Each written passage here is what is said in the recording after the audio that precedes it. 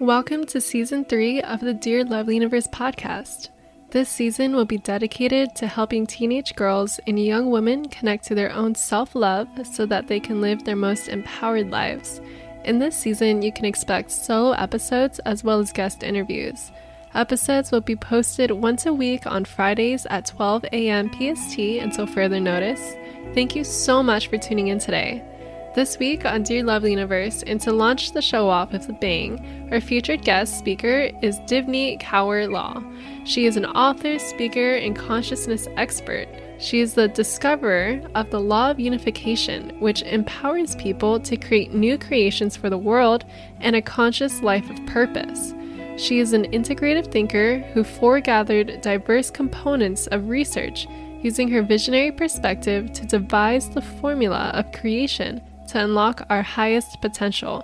The Law of Unification is seen as a doorway to our greatest potential and expression of a meaningful life. Divneet inspires individuals to think in creative, innovative, and radical ways to develop new solutions. She is dedicated to supporting individuals in accelerating their journey to fulfillment. Hi, Divneet. Thank you so much for being here with me today. Hi, Kellen. Thank you so much for having me.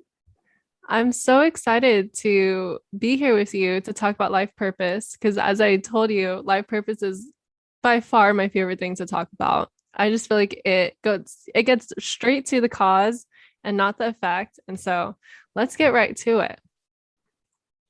Mm-hmm. So, what inspired you to become an author, speaker, and consciousness expert?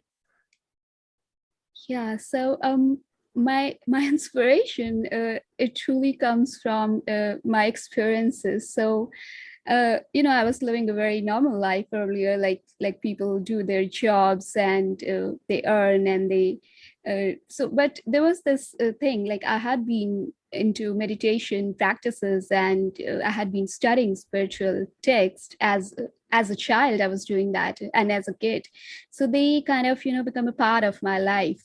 And I was balancing that normal life with my meditation practices when I got this experience, which actually changed everything. And I had this experience when my meditation practices kind of stopped working. It was like the person who was doing those practices, it just vanished. And it was like very peaceful. It was very silent. It was very empty in the beginning. And then slowly it started appearing bright, and the light started appearing. And also these ideas started coming up, which I had to work upon. It was like they were forceful, and they were like wanted to be brought into the world in some form. And that's how these ideas were given form, using this book, Mastering Creation Using the Law of Unification. Yeah, that is beautiful. It always seems like it it when we have an idea, it starts to become almost like an itch, like something that we have to do and we can't ignore it anymore. Right. And these things happen. Like, these ideas come from, even when people meditate, these ideas come like they have to do this and they have to do that. And this is kind of is our purpose in our lives. And a lot of times we just do not know what our purpose is, and we just follow what other people are doing. We do what other people are, like they are working. So we do similar kind of work, but there is always an individual dharma for each one of us, and this individual dharma is our true purpose here in this world. And this is this, when even if we are following this individual dharma, it is kind of in a total, as a whole, it affects the whole world. It actually helps in evolving the whole planet, the whole world, and the dharma, the total dharma, the absolute dharma of the whole. Absolutely. Yes, I'm so happy you brought that up. I too believe that every single person has their own individual path that relates to uplifting the consciousness for the whole world. Mhm. It's so important to realize that we do have a part. That's true. That's true. And we have to walk this path anyway. A lot of times also there are these lower forces, the forces of these lower levels of consciousness, which actually draws our attention or draws our consciousness towards them and just stops us from connecting with our real purpose or with our individual dharma. And this is we need to like overcome them. We need to overcome those forces and rise above them and connect with these higher levels so that we can connect with our true purpose, with our individual dharma. Yeah, definitely. Definitely.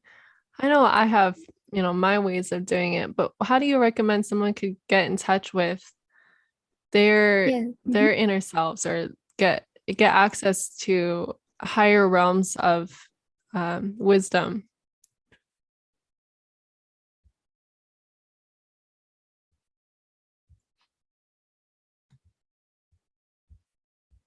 This realm, I call it the idea mind.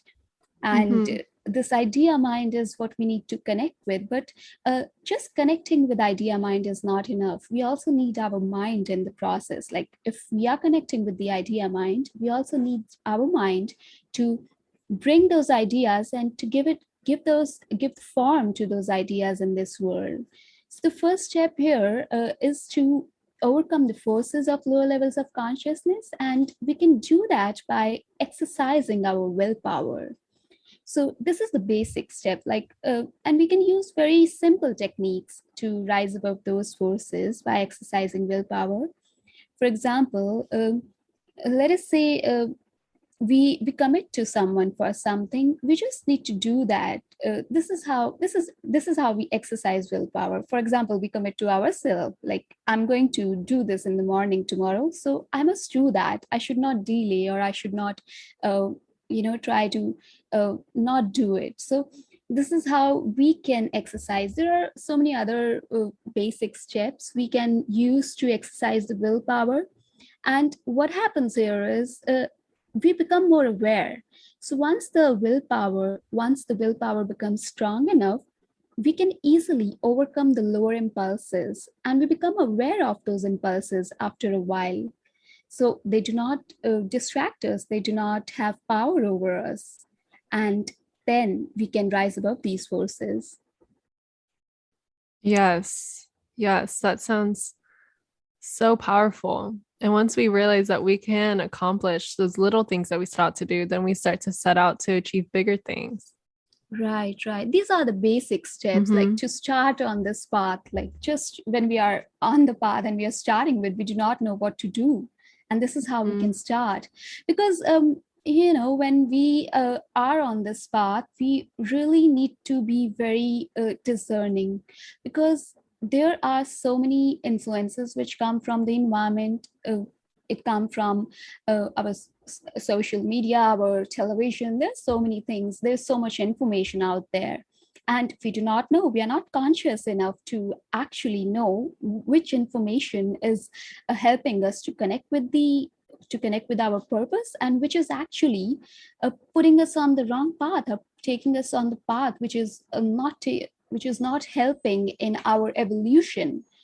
And therefore we need to first of all practice this, so that we can discern what is right for us, or maybe we can discern the forces of those lower levels of consciousness and the higher levels of consciousness. Yes, exactly. How do you feel like is a good way of discerning what is good for us spiritually and raising our consciousness and what's not good for us?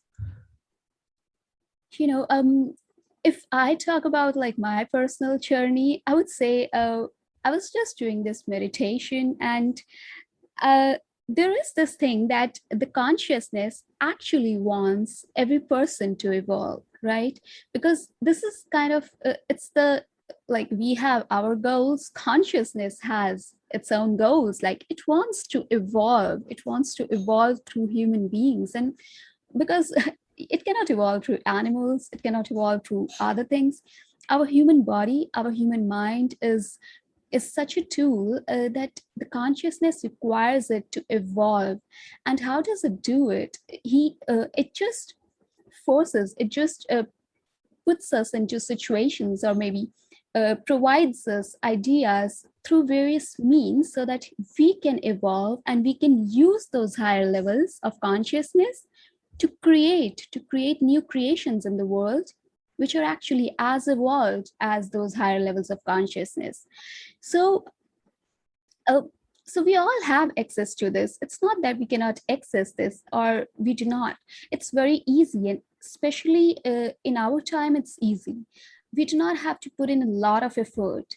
We just need to be careful, just need to be conscious enough, just need to be aware enough to be clear that this is not my purpose, or this is not what is my highest duty, and we will know it. Even I was trying to, you can say, because I had to do this. Somehow I knew I had been, as a child, I was reading those spiritual texts, spiritual books, but I never followed it. I was not teaching it. I was not writing a book about it. What I was doing was I was just doing the normal job and kind of balancing it with my meditation practices. But this happened because it had to happen and consciousness wanted it to happen. So yeah, even and what helped me was that I was aware, and when this started happening, I started spending a lot of time in solitude, and I did a lot of self-inquiry, which actually helps us. So Yeah. solitude and self-inquiry are very important if we can ask the right questions, and we can ask ourselves that if these things, if these desires which we are trying to manifest, if they are coming from lower levels of consciousness, or if they are coming from higher levels of consciousness, we would get the Mm-hmm. answers. We would know. Even if we cannot hear the answers, we would know. It's like, it's those subtle things we will know that, yeah, this is not what we are here for.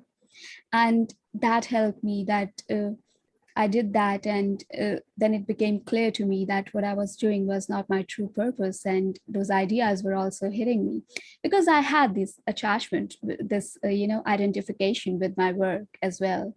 So I Mm-hmm. could not leave it at that moment. But when that identity dissolved, that person kind of vanished. I had to do it because then that person was not there. The person who was doing it. So, and Yeah. yeah, so now the force was like whatever, this consciousness of force that came in, and that kind of started doing this, started writing a book, or kind of forced the body and the mind to work upon this.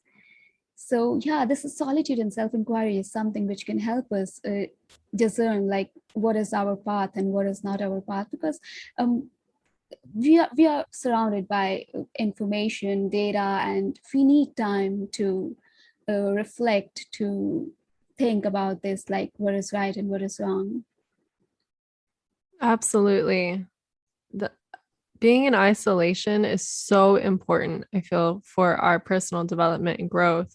And you made such good points about how when we know that something isn't right for us, we will feel it. We know deep down. Right, right.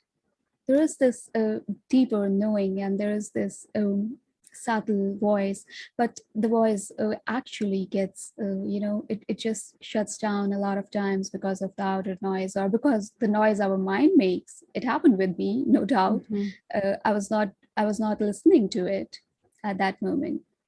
Mm-hmm.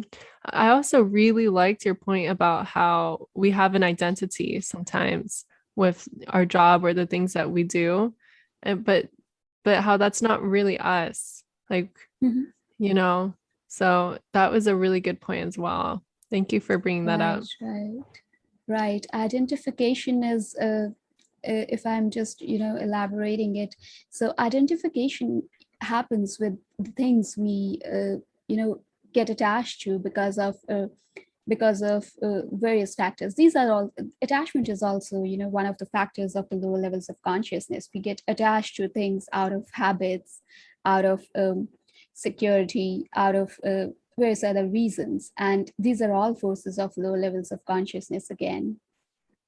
Mm-hmm. Exactly. I want to know your opinion on this. So I oftentimes what a lot of people I see will do are Like, for example, I was walking through Costco yesterday. I know, super random. I was walking through Costco yesterday and just by chance heard these two men walking past me, and one man was telling the other man about how I heard very briefly he didn't like his job or his situation he was in. He was like trying to reason with himself and the guy at the same time. Like, I just keep telling myself only 6 more months.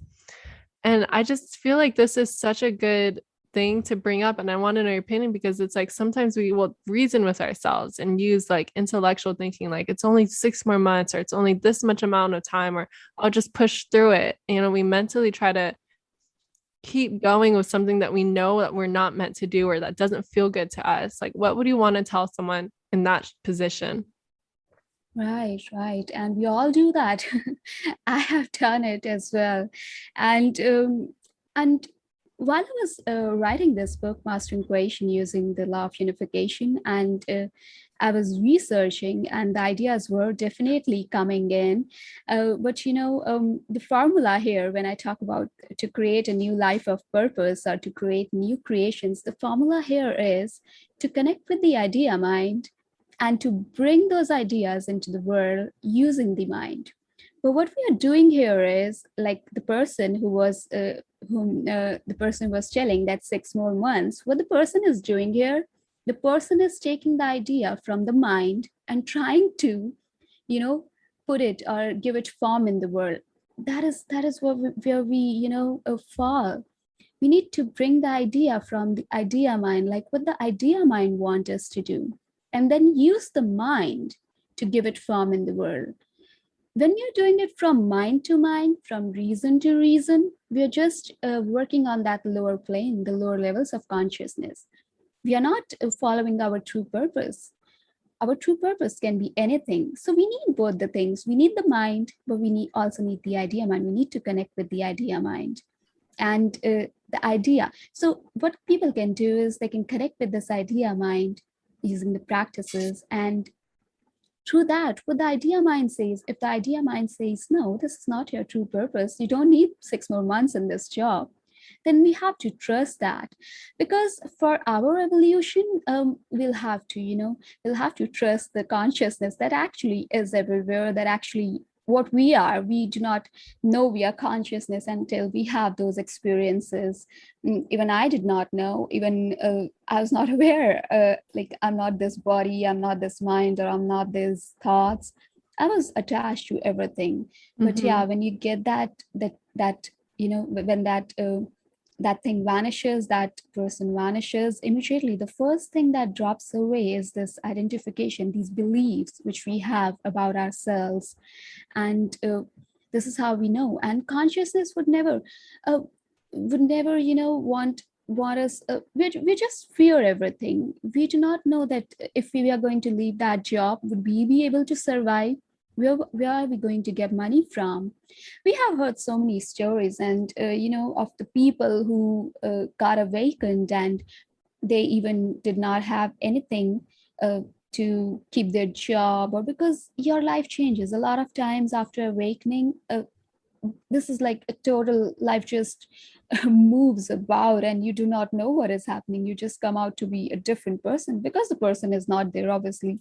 You just come out to be something else. And yeah, because we all wear those masks, we all try to uh, kind of force these beliefs, these thoughts which we have which we have gathered through ages, and we try to force it upon our lives. We try to put those masks upon us, and we try to live like that. And we need to remove that. We need to Yeah.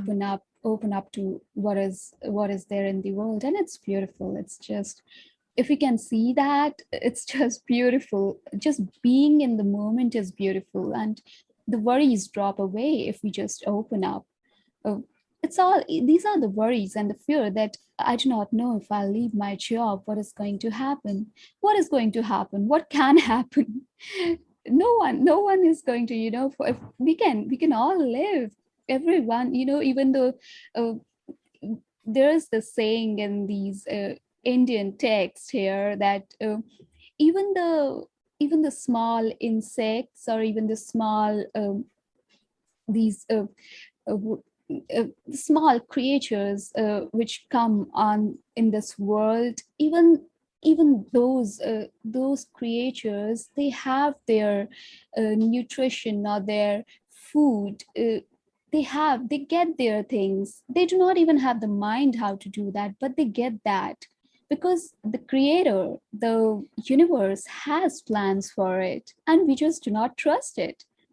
We think that if we are not going to do it, nothing can do it. But no, the universe does it. Yes, we have to make efforts, but we need to make efforts in the right direction. We cannot make efforts in the direction which we do not truly feel fulfilled in. Like, we do not feel fulfilled, but our mind says that you will need this, you cannot survive without it, and then we follow it. No, you don't need this, we don't need this. We need to feel fulfilled because that is what we are here for fulfillment and evolution. Oh, that is amazing. Yes, for fulfillment and evolution. I love that. You made a really good point about how we can have a lot of fear when we're leaving things that don't feel like they're fulfilling to us. And then, that fear can paralyze us in ways. But there's something I wanted to bring up and get your opinion on. I feel like when we do step into our purpose and go towards what it is that we were, born in essence to do, and that is unique to our karma, that a God force or the universe will help us along our journey. And so with God as our supply, it's with that trust, I feel like it's a lot, and truly believing it, that God is helping us with our journey. Because God, I feel like when we do step into our purpose, God wants to help us get there, and God wants to help us move forward with reaching our fullest potential. So I just wanted to know, what are your thoughts on that? Right. And yes, this is so true. This is absolutely like the highest truth we can say. Not only just when we are following our purpose, I just feel that universe is always there to help us. In no way the universe wants that, that the humans should suffer, that the humans should, feel unfulfilled. It's always there.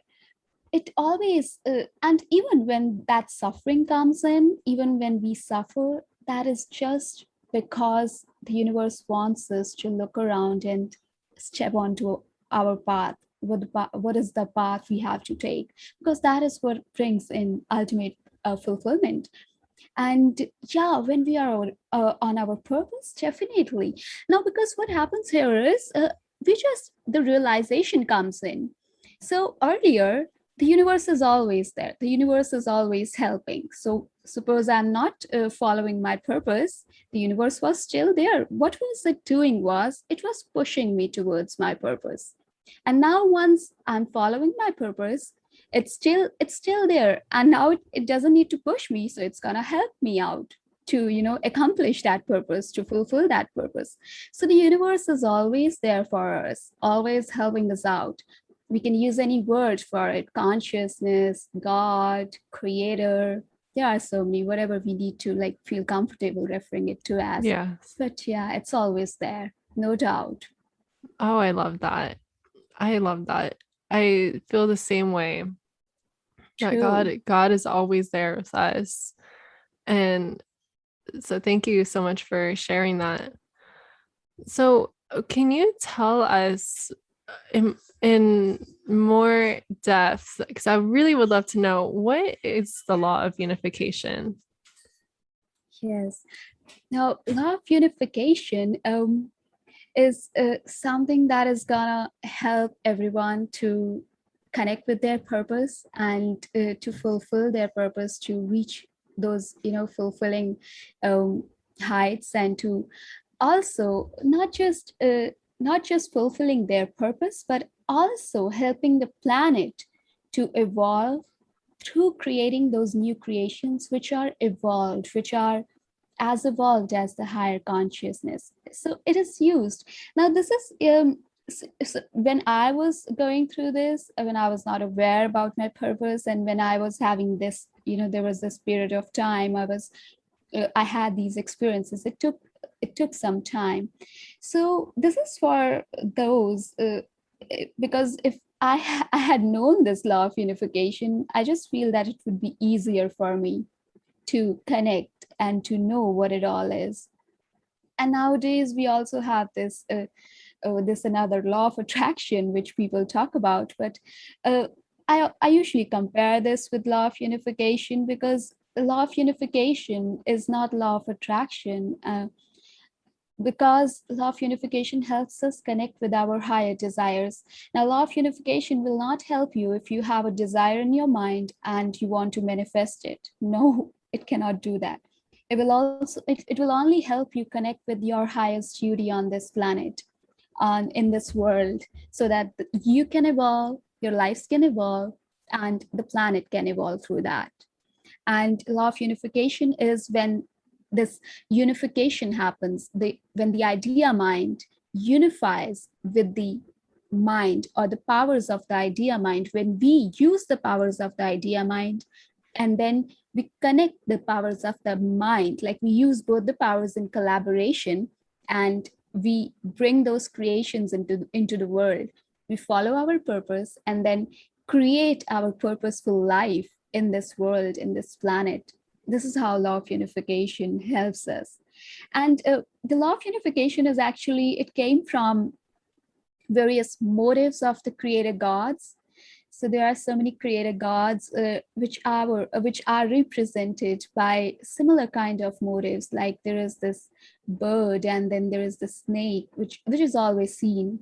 And then it is also found in how the minds of the genius works, like how they connect to uh, those ideas and bring those new inventions into the world to take the world a step ahead. And it was also found in various texts, in ancient texts, and in various other places. Like the law of unification was there, but we were not able to decode it. So this is how I have formulated this formula, using these motives, using these the works of the geniuses, and various other texts which signify about this. Like there is one another tree of life in Bhagavad Gita. This also indicate the formula, same formula. So the same formula found in different ways, in different texts, in different mythologies. And that is how the law of unification came into existence. It is so amazing that you're able to create the law of unification using all of these amazing works, and have the mind and the eye to see that and to really put that out in the world. That is incredible.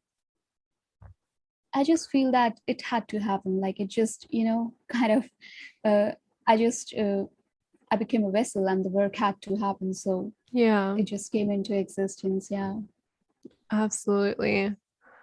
So, if I wanted to start practicing the law of unification, what do you feel would be one of the first things that I, well, me or, anyone listening, what are one of the first things that we should do? I would suggest the first thing we should do while practicing is to become aware about the forces of lower levels of consciousness, because this awareness is required. We cannot practice it or start practicing it until we, know about these forces. And the forces are discussed in detail in the book, but I'll share a little bit. Like they are the beliefs, as I told you, again, the beliefs that come from lower levels, Mm-hmm. like maybe the ones which are formed in our young age, or maybe which are uninquired beliefs. Like we never inquired them, they were just kind of put into our minds and we just accepted them, and we just cannot remove them, we cannot get out of it. So those Mm-hmm. beliefs, they can come from our outer influence of the environment, anything. And then we have these desires. Now these desires too, there are so many desires which are formed just by through our environment, through what we are looking on social media, on television, or what people are doing, and we just see them. Oh, this is good. I want it like this. So, but the desire is uninquired. Just because every other person is doing it or the person is having it doesn't mean we need to have it as well. So we need to inquire, is this desire coming from that lower level, or is this truly my desire, my true desire? So, because Mm-hmm. if we are wasting our energy in fulfilling these desires, we will never be able to fulfill those higher desires. We'll get entangled in, the fulfillment, or in running after these smaller ones, these lower desires. And these desires can actually be manifested by simply following those. These are like substitute desires, or you can say we just have to follow, or we just have to fulfill those higher purpose, those higher desires. And these desires come as a gift from the universe. They come as when the universe wants to give you something. We don't have to run after them to manifest them. And this is what we do. We just try to manifest them. We just waste our energy, our time in doing that. Yeah. And we also have these attachments, like I told before. These attachments also come from lower levels of consciousness, when they are based upon dependency upon something, or when it is just due to habits. We are not able to get out of those habits or change those habits, and we get attached to things or people or to objects just because we cannot change our habits uh, out of security. Like you talked about, you gave an Mm-hmm. example of that person who wanted to leave the job but could not do that. Maybe he was feeling that his life was secure in that for 6 months or so. So out of security, we do not uh, leave those things. But we just do not know that really there is nothing that is secure in this world. The world itself is mortal. What Mm-hmm. is And we need to evolve. We just cannot hang on to something and feel secure. It's gonna, everything falls away, everything dies in this world. So we need to disconnect. We need to kind of a little bit, not disconnect, that's not the right word, I would say, get a little bit of this detachment and see Mm-hmm. if that is this is out of security, or is this really I need to be where I have to be. So these are the forces of low levels of consciousness, and we need to be aware about them, first of all. Yes, that is such a good point. Once we become into awareness, then we can actually do something about, when we realize what might be the challenging aspects, then we can do something about it. And having that awareness of either, oh, maybe I'm doing really good in this. How can I do even better? Or maybe I'm not doing so good in this. Is that okay? Or do I want to improve? And just knowing and just having the awareness is so powerful. So thank you so much for sharing all of that information. That's right. That's right, Kaylin. And even, this book also has like two parts. The first one is theory, and the second one is practice. And I've mentioned in the book in the beginning that we need to like read the theory before we go on to practice, because until or unless we'll not read theory, we'll not get to know what we are doing with the practices, because Mm-hmm. just practicing is not enough. And if and a little bit of awareness is what grows into that heightened level of awareness. And if there is no awareness at all what we are doing, then it's not going to bring those heightened levels of awareness as well. So we need to have that little bit of awareness about the things or what we are actually doing. Yes, definitely. Definitely. There, so what came to my mind as you were speaking was sometimes on our paths, when we do feel like we're following our purpose and we feel very passionate, I feel like sometimes it can come, I'm not sure if waves is the best way to put it, but what do you feel like? So in general, like, there's always challenges and we're always pushing ourselves to get to the next level and be a little bit better than we were before, because I feel like that's just growth, growth in life. But in general, what is the greatest obstacle when living a life of purpose and having that passion? Mhm. Right.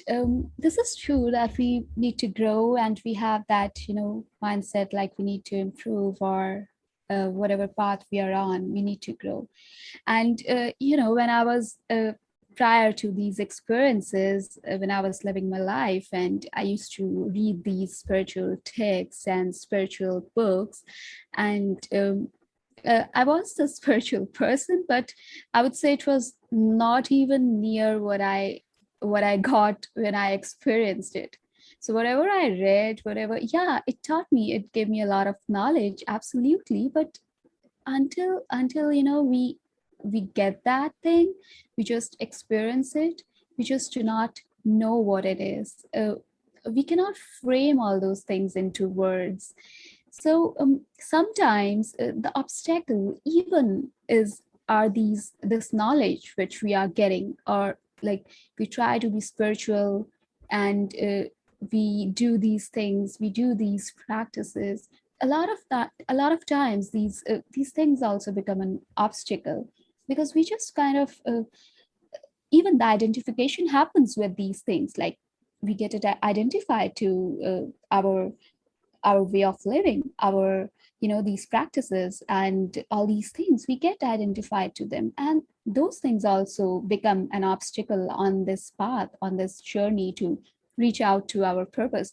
Maybe our purpose is very different from that, because if earlier if I had been I was reading those texts and I was doing those practices, it actually became very difficult at that moment when that uh, purpose was coming in, like the purpose had to be fulfilled, because I was getting identified with all these things, even meditation practices. When it was when I was not able to meditate, it was very scary, like why it's because it was empty, it was scary, and it was really because that identification just it was lost in a moment.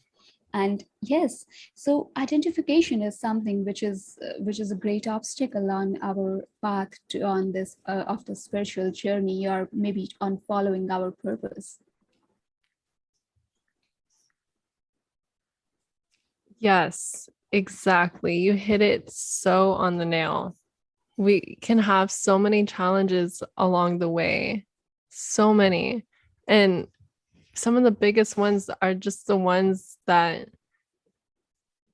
we seem like we want to be, we want to feel like we're on the right path in the things that we're doing, but that could even just be a challenge in itself. So it seems like Right. having an open mind about things is a really big deal. That's right. That's absolutely right. Even our mind is so fickle, and it's like going from one place to another, and it's so difficult for our minds to, even when we are aspiring for something, the mind also comes in, like with those thoughts which come in and stops us from following our purpose a million times, and we have to really take care of it. Like we don't have to hear like what it is saying, just connecting with the idea mind is the best thing we can do, and then Mm-hmm. following those ideas. Yes. Yes. Thank you so much. The next thing that I want to ask about is, so I feel like one of the best things that we could do in life and on this planet is to serve others and create, help make this world a better place. And so, what are your thoughts about serving others? And in the same way, how can we relate this to business and in life? Right. And serving, like we are all here to serve. We cannot even survive if we are not serving each other, because that is the highest purpose, that is our highest goal. We are all kind of dependent upon each other, although it does not seem like that, but in a way we are connected, we are dependent. Like if a person evolves, if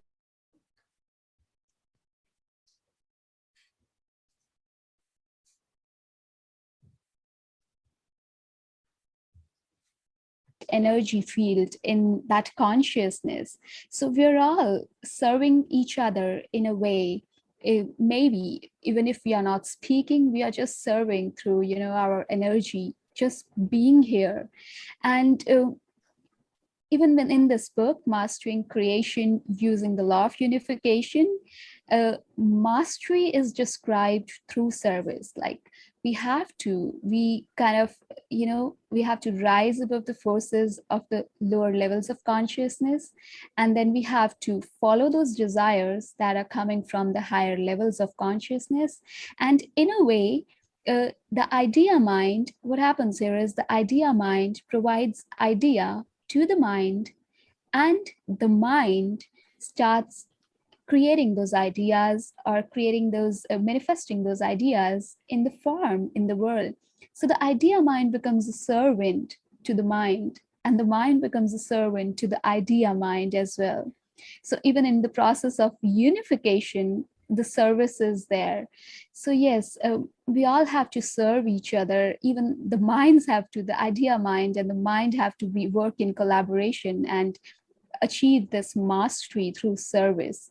And once we do that, once the unification happens, it automatically happens. Like the person who is following the purpose actually gets this realization that that he or she is here for, serving others, and that's the highest duty he or she is here for. So when we Yeah. talk about the creators, so their path is usually of service. Even if we talk about, those highest, the people who have invented things or created some beautiful things in the world, they have done it out of those feelings of service. They were like so much into that. They did not follow the status quo. They did not follow the what other people were saying. They just put all their energy into serving other, into working for the highest good. And this also reminded me of, I just wrote this one, like I gave some suggestions for the best books for purpose, and there was this. I found this beautiful. I have read this beautiful book about Mother Teresa.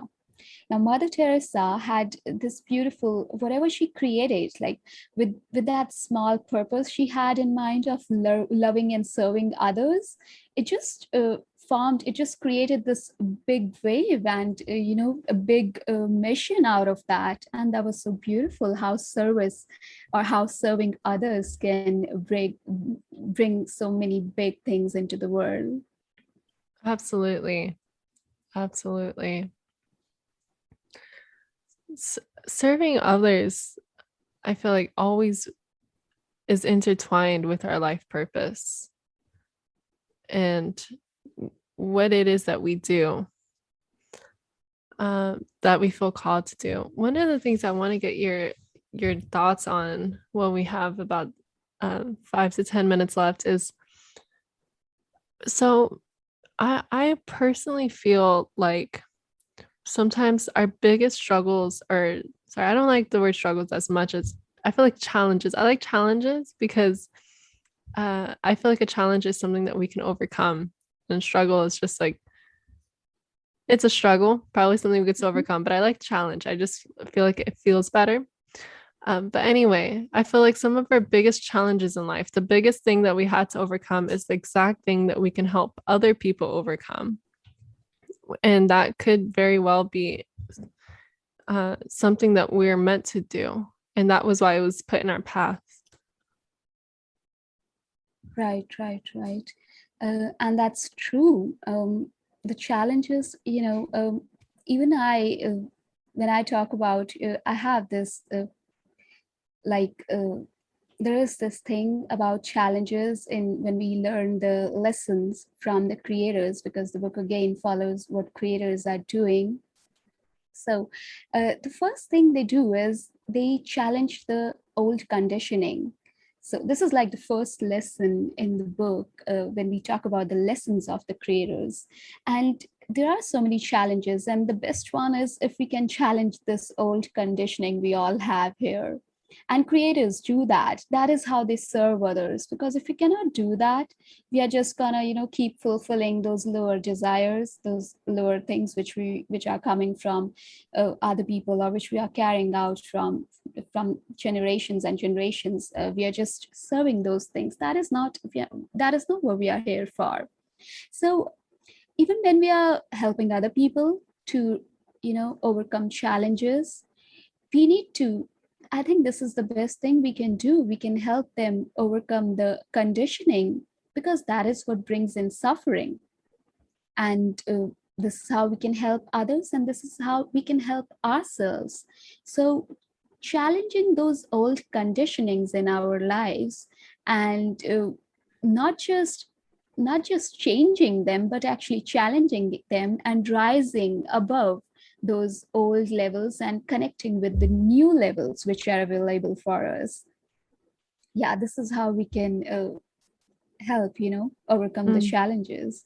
I mean, for me, if I talk about me, I think that is what challenges are. I do not think, struggle, if we talk about, like you said, struggle is the word we use. It generally happens, the struggle only comes in if you try to fight. Mm-hmm. So if we try to, fight those desires, those higher desires, and if this is also, again, this is explained in the book very nicely through a motif which is kept in, I think, some museum. There is this figure where there's this statue of the bird and the reptile again, and in a fight or something like that.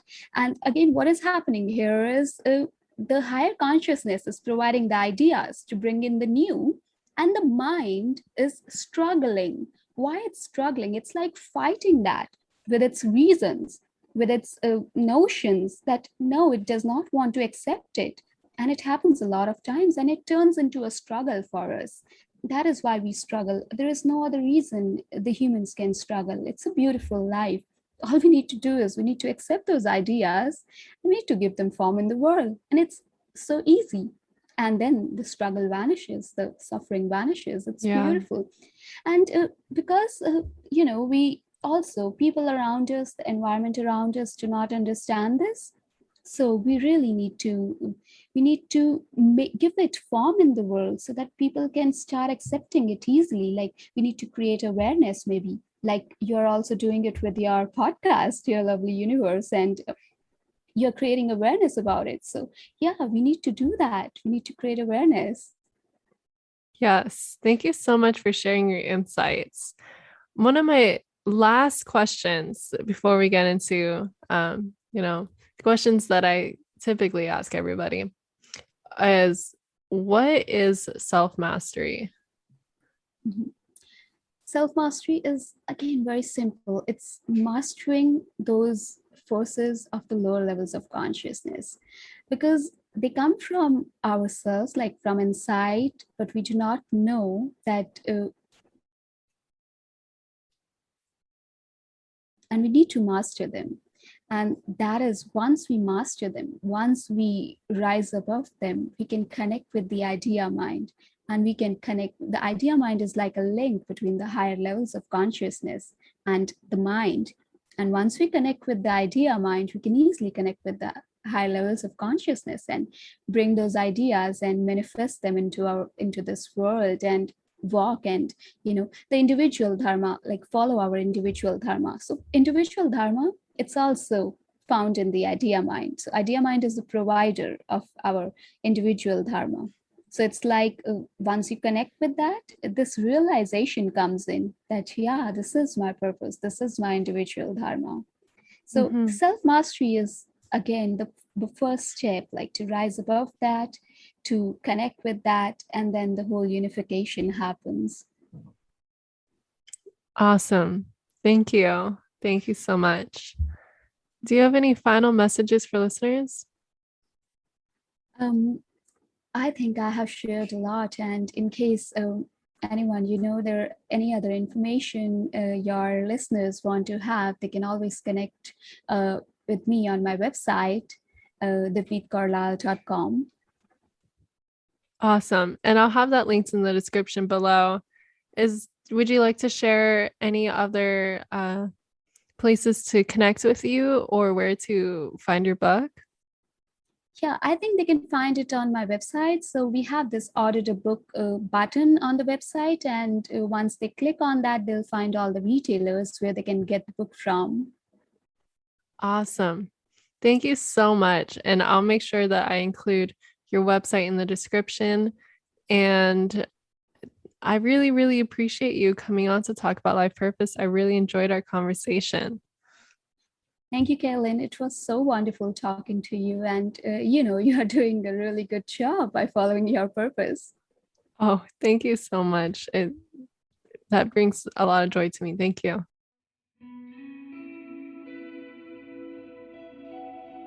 Thank you so much for tuning in today. And thank you so much to Divneet for sharing her wisdom with us. Visit divneetkaurlall.com/book to get your copy of Mastering Creation Using the Law of Unification to begin creating your life by design. You can connect with me on Instagram at Dear Lovely Universe, and to learn more about me, visit kaylinvu.com. If you or someone you know is a teenage girl or young woman experiencing fear, worry, depression, anxiety, or more, I suggest that you visit kaylinvu.com/contact and apply for self-love coaching. If we are a good fit, we can then schedule a call via Zoom to see how I can best serve you. Next week's episode will be featuring Charlotte Crabtree. Charlotte is a career coach who is focusing on helping people build their confidence and self-belief so they can start seeing things clearly and taking action towards a brighter future by helping them build a career that's successful and satisfying. If that sounds interesting to you, then I'll see you next week. Have a wonderful rest of your day, and thank you so much again for tuning in. Love and gratitude, Kaylin.